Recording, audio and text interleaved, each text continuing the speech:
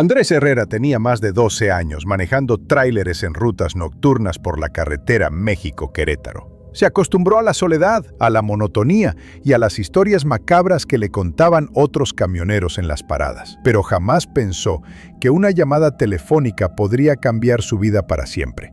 Era un miércoles frío, pasadas las 2 de la madrugada. Andrés había hecho su parada rutinaria en la caseta de peaje de Tepotzotlán para tomar un café y revisar el camión. Se encontraba solo. El lugar estaba casi vacío y las luces amarillentas daban un aire lúgubre al sitio. Mientras revisaba los espejos del tráiler, su celular empezó a sonar. Era un número desconocido, sin código. Contestó con la voz cansada. ¿Andrés?, dijo una voz ronca, quebrada, como si saliera de alguien con problemas para respirar. Sí, soy yo. ¿Quién habla?, preguntó dudando.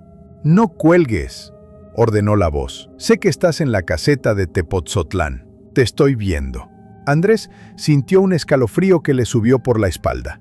Miró a todos lados. No había nadie a menos de 50 metros. ¿Quién eres?, replicó, tratando de mantenerse firme. Un amigo o algo peor. No te muevas, no hagas nada. Hay algo ahí afuera, algo que no debería estar en esta carretera. He visto muchos como tú, pero ninguno ha sobrevivido. El teléfono comenzó a emitir estática. Andrés escuchó ruidos extraños, como susurros y golpes metálicos. Si quieres salir vivo de esta noche, escucha bien, continuó la voz.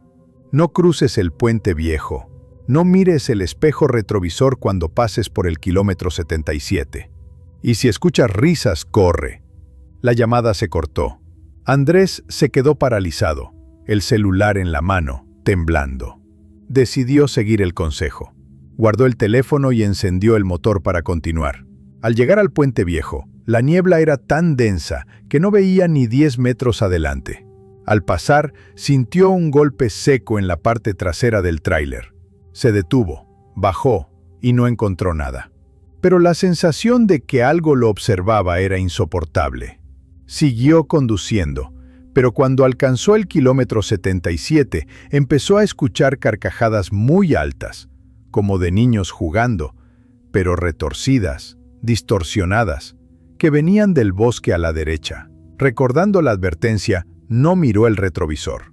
El camión empezó a perder potencia. Intentó acelerar y nada. Fue entonces cuando vio algo en el espejo, una figura blanca, con ojos negros como pozos, que parecía flotar detrás de su caja. Andrés, con el corazón en la garganta, agarró el volante con fuerza. La figura se desvaneció cuando pisó el acelerador y hace unos años, Luis Méndez empezó a trabajar como camionero en rutas largas desde Guadalajara hasta la frontera con Texas. Siempre manejaba solo, hasta que una noche en la carretera decidió aceptar un favor para llevar a un copiloto temporal, alguien que le ayudaría en la ruta. Era un tipo llamado El Chino, un hombre callado y delgado, que apareció de la nada en una gasolinera donde Luis paró a cargar combustible. Sin hacer muchas preguntas, subió al camión y no volvió a hablar durante horas. Luis no le dio mayor importancia. Pero en la madrugada, cuando se aproximaban a un tramo solitario entre los cerros, las cosas comenzaron a ponerse raras. Primero, escuchó que alguien respiraba a su lado. Miró de reojo y vio al Chino sentado, pero con la cabeza caída hacia adelante. Cuando le habló, no respondió. Intentó tocarle el hombro, y su mano atravesó el cuerpo del hombre como si fuera humo. Luis sintió un escalofrío helado que le recorrió todo el cuerpo. Se giró para ver mejor, pero la cabina estaba vacía. El asiento del copiloto estaba frío y el cinturón de seguridad colgaba sin uso. Intentó convencerse de que era el cansancio, pero entonces el radio del camión empezó a emitir estática y una voz femenina, distorsionada, que decía: «No confíes en él, no es quien parece». Luis sintió que el camión perdió potencia. Miró por el retrovisor y vio que detrás venía un vehículo fantasma, sin luces, que lo seguía a toda velocidad. Aceleró como pudo, tratando de perderlo. Pero el vehículo siempre aparecía detrás, y en la cabina, en el asiento del copiloto, empezó a aparecer una sombra borrosa que movía la cabeza en señal de negación. Luis, aterrorizado, decidió parar en un área de descanso abandonada. Cuando apagó el motor, la sombra desapareció y el camión encendió de nuevo sin problemas. Al día siguiente, al llegar a la ciudad, revisó la lista de pasajeros que la empresa tenía autorizados para ese tramo. No había ningún chino registrado. Cuando quiso buscarlo en las cámaras de la gasolinera, descubrió que la grabación de esa noche estaba borrada.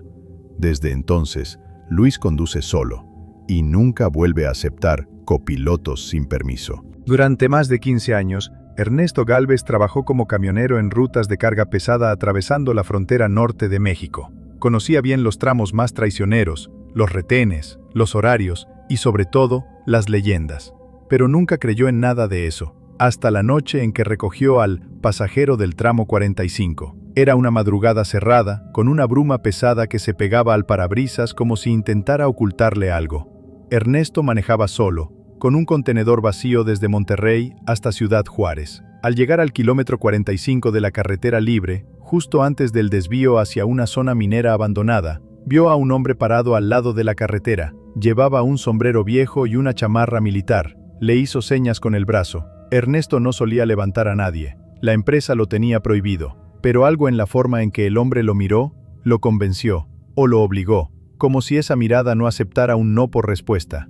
¿Pa dónde va?, preguntó Ernesto mientras el tipo abría la puerta sin decir nada. Al norte, contestó con voz áspera. Lo que siguió fue una hora de silencio absoluto. El tipo no hablaba, ni se movía. Solo miraba al frente, con las manos en las rodillas, apretadas como si se estuviera aguantando algo. Ernesto intentó varias veces romper el hielo, pero el tipo simplemente no respondía. A la altura del tramo abandonado, el tipo dijo algo raro. No te vayas por el túnel viejo, siguen ahí. Ernesto sintió un escalofrío. No había túnel en esa zona, nunca lo había escuchado, y conocía cada maldito centímetro del camino. Pero al mirar por el retrovisor, el pasajero ya no estaba. Pegó un frenazo brutal, casi volcando la caja. Se bajó con la linterna, buscando al hombre por los alrededores. Nada, ni huellas, ni polvo movido. La puerta del copiloto seguía cerrada. Pensó que había sido un sueño, o una alucinación. Aceleró de nuevo, queriendo salir de ese tramo lo antes posible, pero a los 5 minutos, el radio del camión empezó a hacer interferencia.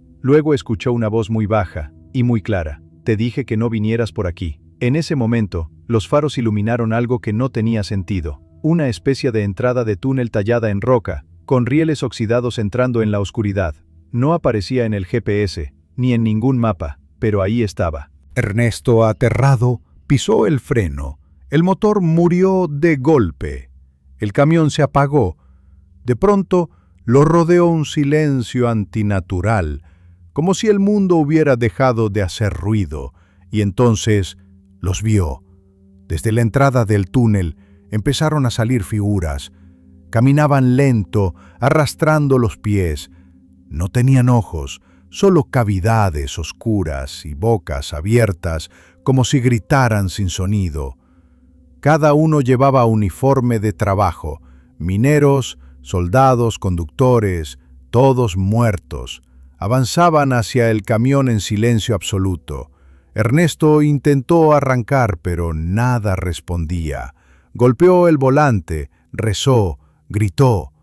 La última imagen que recuerda antes de desmayarse fue una mano apoyándose contra la ventanilla, dejando una marca de tierra mojada, pero desde adentro. Despertó horas después, con la luz del amanecer.